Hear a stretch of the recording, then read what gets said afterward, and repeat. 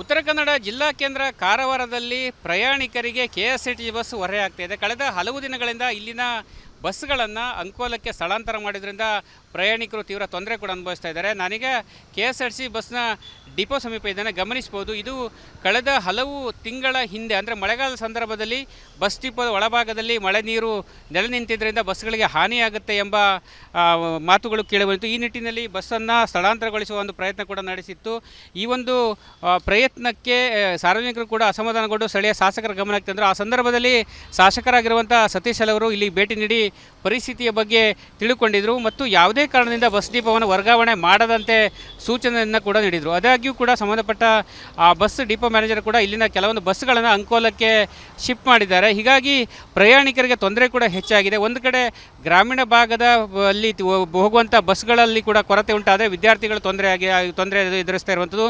ಇನ್ನೊಂದೆಡೆ ಈಗ ಶಾಲೆಯ ಒಂದು ಶೈಕ್ಷಣಿಕ ಪ್ರವಾಸದ ಅವಧಿಯಾಗಿರೋದ್ರಿಂದ ಸಮರ್ಪಕವಾದ ಬಸ್ಗಳು ಕೂಡ ಸಿಗ್ತಾ ಇಲ್ಲ. ಒಂದು ವೇಳೆ ಬಸ್ಗಳು ಬೇಕಾದಲ್ಲಿ ಅಂಕೋಲಾದಿಂದನೂ ಅಥವಾ ಬೇರೆ ಕಡೆಯಿಂದನೂ ಬಸ್ಗಳನ್ನು ಬುಕ್ ಮಾಡಿ ಬಸ್ಗಳನ್ನು ಪಡೆಯಬೇಕು. ಹೀಗಾಗಿ ಸಾರ್ವಜನಿಕರಿಗೆ ಶಾಲೆ ಶಿಕ್ಷಣ ಸಂಸ್ಥೆಗಳಿಗೆ ಹೊರೆ ಕೂಡ ಆಗ್ತಾ ಇರುವಂಥದ್ದು, ವಿದ್ಯಾರ್ಥಿಗಳಿಗೆ ಕೂಡ ಹೊರೆ ಕೂಡ ಆಗ್ತಾ ಇರುವಂಥದ್ದು.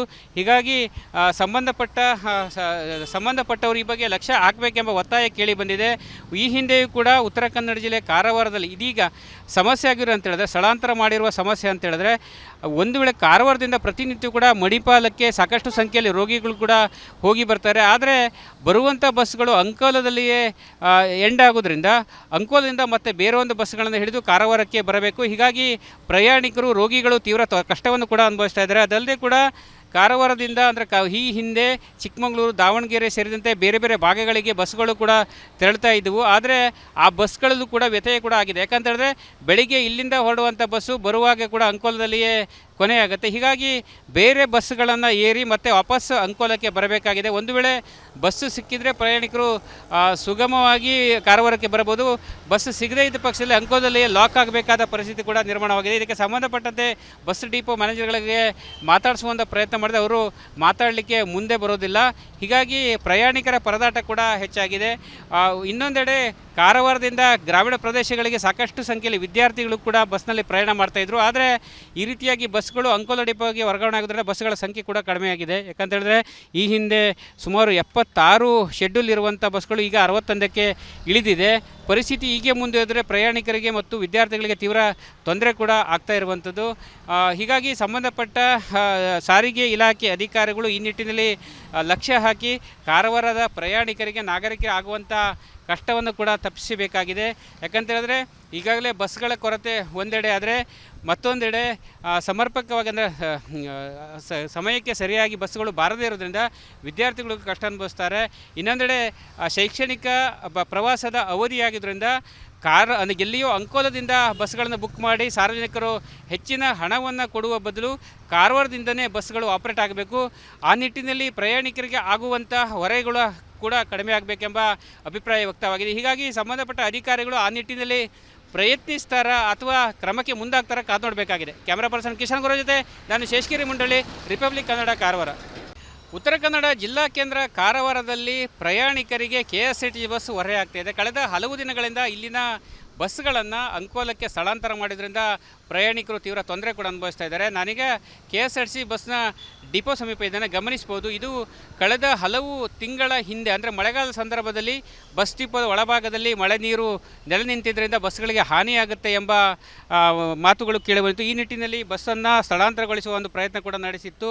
ಈ ಒಂದು ಪ್ರಯತ್ನಕ್ಕೆ ಸಾರ್ವಜನಿಕರು ಕೂಡ ಅಸಮಾಧಾನಗೊಂಡು ಸ್ಥಳೀಯ ಶಾಸಕರ ಗಮನಕ್ಕೆ ತಂದರು. ಆ ಸಂದರ್ಭದಲ್ಲಿ ಶಾಸಕರಾಗಿರುವಂಥ ಸತೀಶ್ ಅವರು ಇಲ್ಲಿ ಭೇಟಿ ನೀಡಿ ಪರಿಸ್ಥಿತಿಯ ಬಗ್ಗೆ ತಿಳುಕೊಂಡಿದ್ದರು ಮತ್ತು ಯಾವುದೇ ಕಾರಣದಿಂದ ಬಸ್ ಡಿಪೋವನ್ನು ವರ್ಗಾವಣೆ ಮಾಡದಂತೆ ಸೂಚನೆಯನ್ನು ಕೂಡ ನೀಡಿದರು. ಆದಾಗ್ಯೂ ಕೂಡ ಸಂಬಂಧಪಟ್ಟ ಆ ಬಸ್ ಡಿಪೋ ಮ್ಯಾನೇಜರ್ ಕೂಡ ಇಲ್ಲಿನ ಕೆಲವೊಂದು ಬಸ್ಗಳನ್ನು ಅಂಕೋಲಕ್ಕೆ ಶಿಫ್ಟ್ ಮಾಡಿದ್ದಾರೆ. ಹೀಗಾಗಿ ಪ್ರಯಾಣಿಕರಿಗೆ ತೊಂದರೆ ಕೂಡ ಹೆಚ್ಚಾಗಿದೆ. ಒಂದು ಕಡೆ ಗ್ರಾಮೀಣ ಭಾಗದ ಅಲ್ಲಿ ಹೋಗುವಂಥ ಬಸ್ಗಳಲ್ಲಿ ಕೂಡ ಕೊರತೆ ಉಂಟಾದರೆ ವಿದ್ಯಾರ್ಥಿಗಳು ತೊಂದರೆ ಎದುರಿಸ್ತಾ ಇರುವಂಥದ್ದು. ಇನ್ನೊಂದೆಡೆ ಈಗ ಶಾಲೆಯ ಒಂದು ಶೈಕ್ಷಣಿಕ ಪ್ರವಾಸದ ಅವಧಿಯಾಗಿರೋದ್ರಿಂದ ಸಮರ್ಪಕವಾದ ಬಸ್ಗಳು ಕೂಡ ಸಿಗ್ತಾ ಇಲ್ಲ. ಒಂದು ವೇಳೆ ಬಸ್ಗಳು ಬೇಕಾದಲ್ಲಿ ಅಂಕೋಲಾದಿಂದನೂ ಅಥವಾ ಬೇರೆ ಕಡೆಯಿಂದನೂ ಬಸ್ಗಳನ್ನು ಬುಕ್ ಮಾಡಿ ಬಸ್ಗಳನ್ನು ಪಡೆಯಬೇಕು. ಹೀಗಾಗಿ ಸಾರ್ವಜನಿಕರಿಗೆ, ಶಾಲೆ ಶಿಕ್ಷಣ ಸಂಸ್ಥೆಗಳಿಗೆ ಹೊರೆ ಕೂಡ ಆಗ್ತಾ ಇರುವಂಥದ್ದು, ವಿದ್ಯಾರ್ಥಿಗಳಿಗೆ ಕೂಡ ಹೊರೆ ಕೂಡ ಆಗ್ತಾ ಇರುವಂಥದ್ದು. ಹೀಗಾಗಿ ಸಂಬಂಧಪಟ್ಟವರು ಈ ಬಗ್ಗೆ ಲಕ್ಷ್ಯ ಹಾಕಬೇಕೆಂಬ ಒತ್ತಾಯ ಕೇಳಿ ಬಂದಿದೆ.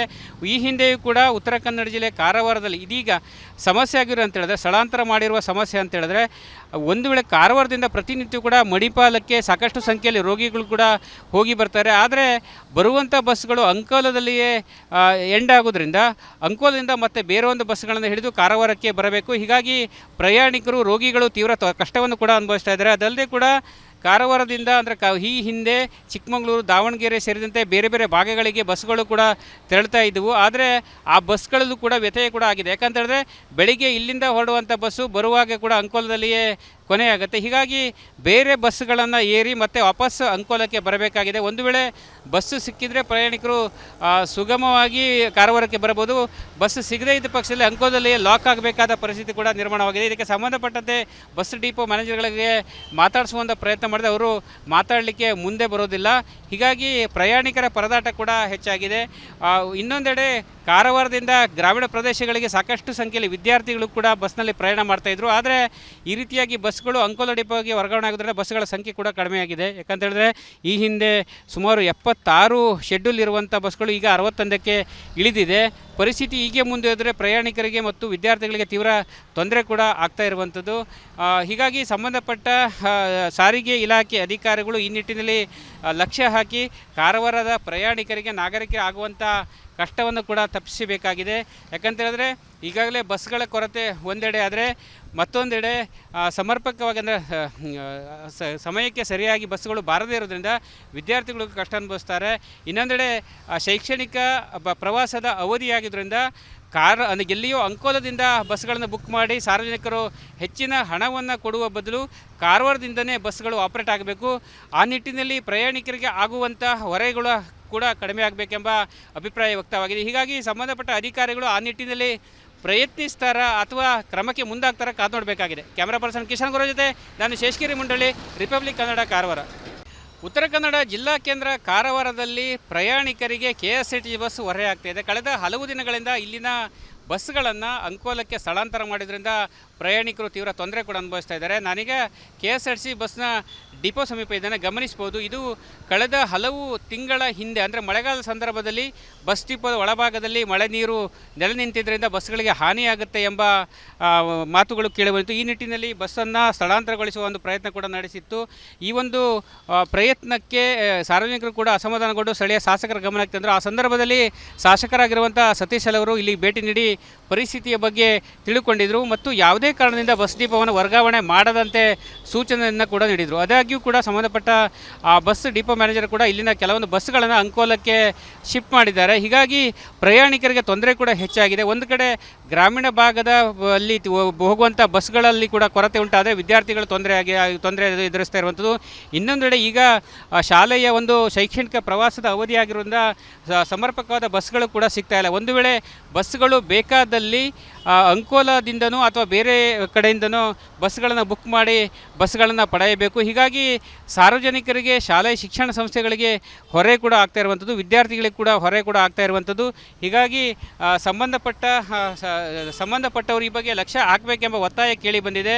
ಈ ಹಿಂದೆಯೂ ಕೂಡ ಉತ್ತರ ಕನ್ನಡ ಜಿಲ್ಲೆ ಕಾರವಾರದಲ್ಲಿ ಇದೀಗ ಸಮಸ್ಯೆ ಆಗಿರೋ ಅಂತ ಹೇಳಿದ್ರೆ, ಸ್ಥಳಾಂತರ ಮಾಡಿರುವ ಸಮಸ್ಯೆ ಅಂತ ಹೇಳಿದ್ರೆ, ಒಂದು ವೇಳೆ ಕಾರವಾರದಿಂದ ಪ್ರತಿನಿತ್ಯ ಕೂಡ ಮಣಿಪಾಲಕ್ಕೆ ಸಾಕಷ್ಟು ಸಂಖ್ಯೆಯಲ್ಲಿ ರೋಗಿಗಳು ಕೂಡ ಹೋಗಿ ಬರ್ತಾರೆ. ಆದರೆ ಬರುವಂಥ ಬಸ್ಗಳು ಅಂಕೋಲದಲ್ಲಿಯೇ ಎಂಡ್ ಆಗೋದ್ರಿಂದ ಅಂಕೋಲದಿಂದ ಮತ್ತೆ ಬೇರೆ ಒಂದು ಬಸ್ಗಳನ್ನು ಹಿಡಿದು ಕಾರವಾರಕ್ಕೆ ಬರಬೇಕು. ಹೀಗಾಗಿ ಪ್ರಯಾಣಿಕರು, ರೋಗಿಗಳು ತೀವ್ರ ಕಷ್ಟವನ್ನು ಕೂಡ ಅನುಭವಿಸ್ತಾ ಇದ್ದಾರೆ. ಅದಲ್ಲದೆ ಕೂಡ ಕಾರವಾರದಿಂದ ಅಂದರೆ ಈ ಹಿಂದೆ ಚಿಕ್ಕಮಗಳೂರು, ದಾವಣಗೆರೆ ಸೇರಿದಂತೆ ಬೇರೆ ಬೇರೆ ಭಾಗಗಳಿಗೆ ಬಸ್ಗಳು ಕೂಡ ತೆರಳ್ತಾ ಇದ್ದವು. ಆದರೆ ಆ ಬಸ್ಗಳಲ್ಲೂ ಕೂಡ ವ್ಯತ್ಯಯ ಕೂಡ ಆಗಿದೆ. ಯಾಕಂತೇಳಿದ್ರೆ ಬೆಳಿಗ್ಗೆ ಇಲ್ಲಿಂದ ಹೊರಡುವಂಥ ಬಸ್ಸು ಬರುವಾಗ ಕೂಡ ಅಂಕೋಲದಲ್ಲಿಯೇ ಕೊನೆಯಾಗುತ್ತೆ. ಹೀಗಾಗಿ ಬೇರೆ ಬಸ್ಸುಗಳನ್ನು ಏರಿ ಮತ್ತೆ ವಾಪಸ್ ಅಂಕೋಲಕ್ಕೆ ಬರಬೇಕಾಗಿದೆ. ಒಂದು ವೇಳೆ ಬಸ್ಸು ಸಿಕ್ಕಿದರೆ ಪ್ರಯಾಣಿಕರು ಸುಗಮವಾಗಿ ಕಾರವಾರಕ್ಕೆ ಬರಬಹುದು. ಬಸ್ಸು ಸಿಗದೇ ಇದ್ದ ಪಕ್ಷದಲ್ಲಿ ಅಂಕೋಲದಲ್ಲಿ ಲಾಕ್ ಆಗಬೇಕಾದ ಪರಿಸ್ಥಿತಿ ಕೂಡ ನಿರ್ಮಾಣವಾಗಿದೆ. ಇದಕ್ಕೆ ಸಂಬಂಧಪಟ್ಟಂತೆ ಬಸ್ ಡಿಪೋ ಮ್ಯಾನೇಜರ್ಗಳಿಗೆ ಮಾತಾಡಿಸುವಂಥ ಪ್ರಯತ್ನ ಮಾಡಿದೆ, ಅವರು ಮಾತಾಡಲಿಕ್ಕೆ ಮುಂದೆ ಬರೋದಿಲ್ಲ. ಹೀಗಾಗಿ ಪ್ರಯಾಣಿಕರ ಪರದಾಟ ಕೂಡ ಹೆಚ್ಚಾಗಿದೆ. ಇನ್ನೊಂದೆಡೆ ಕಾರವಾರದಿಂದ ಗ್ರಾಮೀಣ ಪ್ರದೇಶಗಳಿಗೆ ಸಾಕಷ್ಟು ಸಂಖ್ಯೆಯಲ್ಲಿ ವಿದ್ಯಾರ್ಥಿಗಳು ಕೂಡ ಬಸ್ನಲ್ಲಿ ಪ್ರಯಾಣ ಮಾಡ್ತಾಯಿದ್ರು. ಆದರೆ ಈ ರೀತಿಯಾಗಿ ಬಸ್ಗಳು ಅಂಕೋಲ ಡಿಪೋಗೆ ವರ್ಗಾವಣೆ ಆಗೋದ್ರಿಂದ ಬಸ್ಗಳ ಸಂಖ್ಯೆ ಕೂಡ ಕಡಿಮೆಯಾಗಿದೆ. ಯಾಕಂತ ಹೇಳಿದ್ರೆ ಈ ಹಿಂದೆ ಸುಮಾರು 76 ಶೆಡ್ಯೂಲ್ ಇರುವಂಥ ಬಸ್ಗಳು ಈಗ 61ಕ್ಕೆ ಇಳಿದಿದೆ. ಪರಿಸ್ಥಿತಿ ಹೀಗೆ ಮುಂದುವರೆದರೆ ಪ್ರಯಾಣಿಕರಿಗೆ ಮತ್ತು ವಿದ್ಯಾರ್ಥಿಗಳಿಗೆ ತೀವ್ರ ತೊಂದರೆ ಕೂಡ ಆಗ್ತಾ ಇರುವಂಥದ್ದು. ಹೀಗಾಗಿ ಸಂಬಂಧಪಟ್ಟ ಸಾರಿಗೆ ಇಲಾಖೆ ಅಧಿಕಾರಿಗಳು ಈ ನಿಟ್ಟಿನಲ್ಲಿ ಲಕ್ಷ್ಯ ಹಾಕಿ ಕಾರವಾರದ ಪ್ರಯಾಣಿಕರಿಗೆ ನಾಗರಿಕರಿಗೆ ಆಗುವಂಥ ಕಷ್ಟವನ್ನು ಕೂಡ ತಪ್ಪಿಸಬೇಕಾಗಿದೆ.